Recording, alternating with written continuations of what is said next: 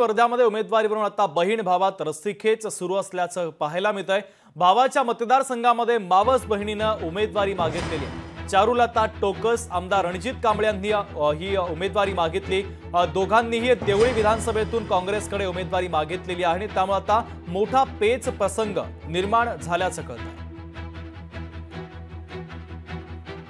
Deoli पुलगावमधून running आमदार रणजितदादा कांबळे त्यांचा अर्ज नेहमीप्रमाणे आहेच, पण त्या व्यतिरिक्त यावेळेस खासदारकीचे ज्या माजी उमेदवार आहेत चारुलता टोकस यांनी पण उमेदवारी अर्ज पक्षाकडे मागणी केलेली आहे। असं काही होत नाही, कारण का बऱ्याच जणांनी अर्ज मागितले त्याच्यात कोणात रस्सीखेच असं नाही आहे। ज्याला कोणी पक्ष तिकीट देईन त्याच्या मागे सगळेजण उभे राहील असं मला वाटतंय। ते सख्य मावस भाऊ आणि बहीण आहे आणि असा काही खूप असं हे नाही आहे नातं, पण चारुताई आता खासदारकीला नव्हत्या, पुढे पक्षाकडे कुठेतरी एखादा क्लेम राहावा म्हणून त्यांनी फॉर्म भरला असू शकतो।